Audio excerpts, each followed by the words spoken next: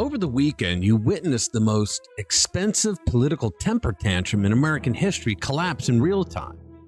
Nearly 200 wealthy activist organizations threw billions at what they promised would be Trump's worst nightmare, a massive uprising that would shake the very foundations of power.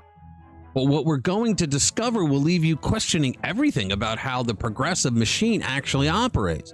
Their billion-dollar war chest couldn't even convince 2% of Americans to leave their couches. However, the real story isn't the pathetic turnout.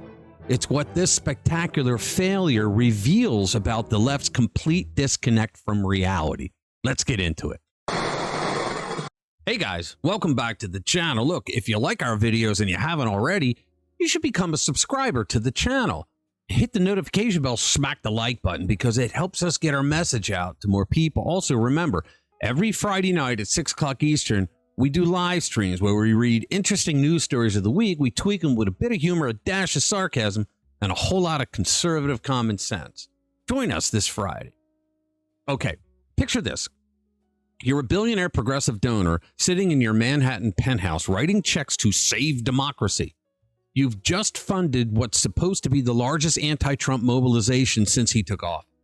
You're expecting millions in the streets, chaos in the news cycle, maybe even some international attention to show the world that America rejects authoritarianism.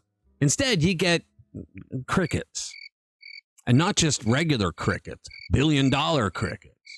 The No Kings movement just pulled off what might be the most expensive political faceplant in modern history. These people had everything: unlimited funding, media connections, celebrity endorsements, and a simple message that should resonate with anyone who doesn't want a king. But somehow they managed to turn their billion-dollar advantage into a participation trophy that nobody wanted. But wait until you hear how they're spinning this disaster. Let's break down the numbers because math doesn't lie, even though activists do. The organizers publicly stated their goal: mobilize 3.5% of the American population. That's roughly 11.5 million people based on current census data. Their own inflated estimates claim they got 5 million people to show up across 2,100 events nationwide. Now, even if we accept their numbers, and I don't, which, let's be honest, probably include every person who walked past a protest sign, that's still less than half of their stated goal. Guys, in business, when you miss your target by 50%, heads roll. But in progressive activism, apparently you declare victory and ask for more money. The ACLU's Deirdre Schiffling called the turnout a resounding message that people across the nation are not intimidated by President Trump's fear tactics. Resounding?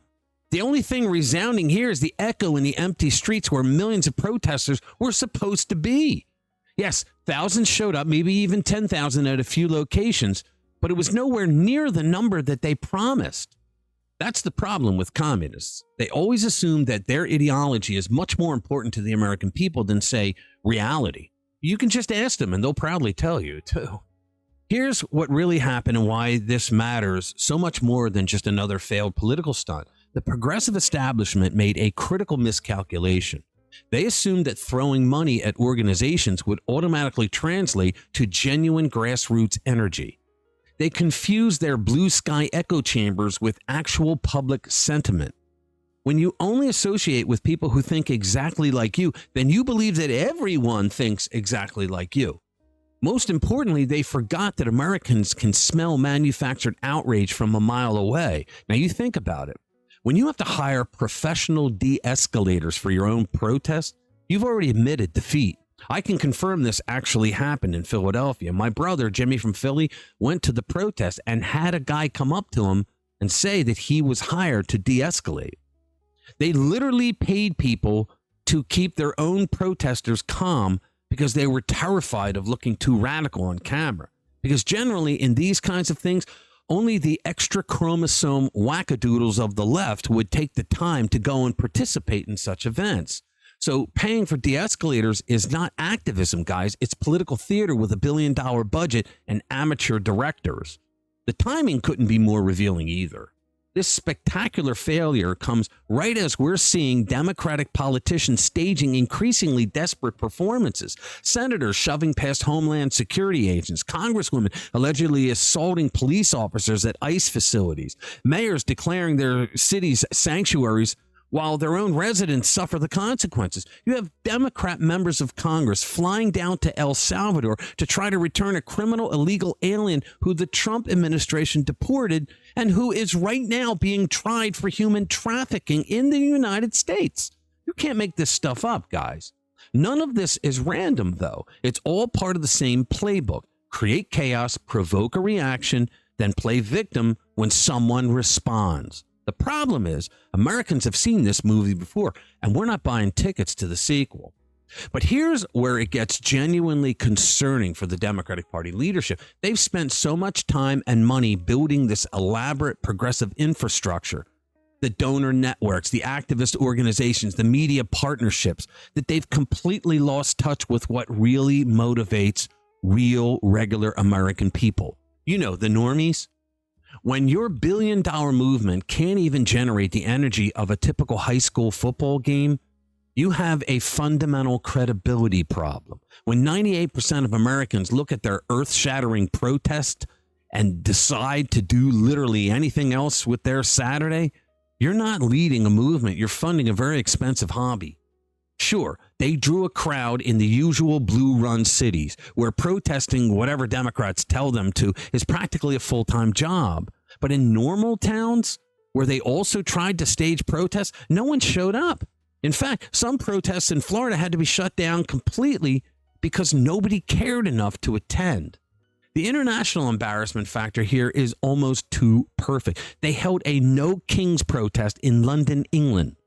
Let me repeat that for anyone who slept through world history. They protested for no kings in a country that has an actual king. King Charles III is literally on their money. And these activist Jacobins thought this was a perfect place to make their anti-royal statement. The level of political tone deafness would be funny if it weren't so representative of how disconnected these organizations have become from basic reality.